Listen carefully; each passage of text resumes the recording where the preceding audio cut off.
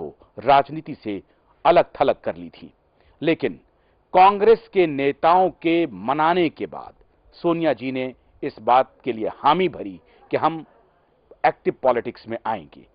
क्या अंबिका जी, सोनिया जी अगर नहीं आती तो 125 साल पुरानी बर्बाद हो जाती? ये बड़ी हास्यास्पद बात है। यानी आपका इशारा ये है कि कांग्रेस पार्टी से बड़ी सोनिया गांधी है।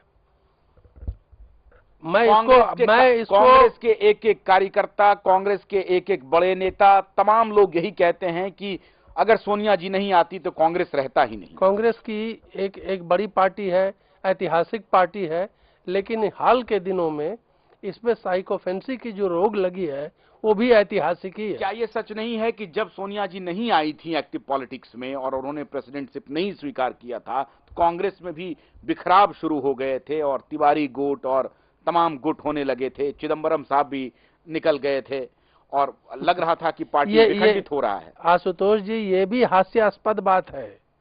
आज भी कांग्रेस पार्टी गुटों में बटी हुई है। कोई भी पॉलिटिकल पत्रकार जो कवरेज करता है वो जानता है कि एक नहीं 20 गुटों में कांग्रेस बटी हुई है। नंबर 1। नंबर 2, सोनिया जी का एक बहुत बड़ा कंट्रीब्यूशन है पॉलिटिकल, और वो है कि जो जमीनी नेता है उसको पनपने न दो, वरना राहुल भैया को खतरा होगा। मतलब आप उल्टा कह रहे हैं। मैंने सोनिया जी ने पार्टी को बचाने के बजाय बर्बाद किया। ये परंपरा ही इतनी गलत ढंग से शुरू हुई। देखिए, सीताराम केसरी जी इस पार्टी के इलेक्टेड प्रेसिडेंट हुआ करते थे। इलेक्टेड प्रेसिडेंट थे वो। पूरे देश भर के कांग्रेस कार्यकर्ता उनको वोट देकर चुने गए थे। उसको मंच से इस तरह हटाया गया, लिटरली फेंका गया। लेकिन लिटरली फेंका गया, क्योंकि सुनिए मेरी बात सुनिए। कोई भी चीज की नियम और कानून से चलता है।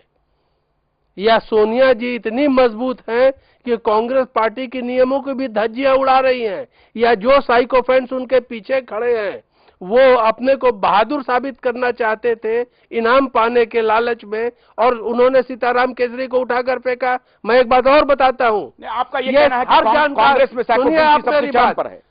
ऐसा है कि सक्सेस का अगर डेफिनेशन ये है कि कांग्रेस को सत्ता में ले आई, मैं नहीं मानता हूं कि ये सही डेफिनेशन होगा।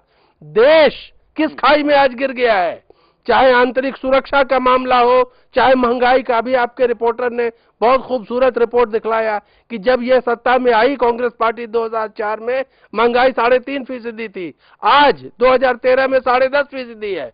गरीब और गरीब होता जा रहा है।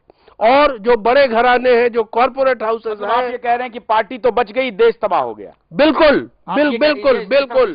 तो ये, और जब भी कोई इतिहासकार किसी भी व्यक्ति का व्यक्तित्व आंकेगा तो इसलिए नहीं आंका जाएगा कि इस पार्टी को कितनी सीटें मिली, देश का क्या हुआ।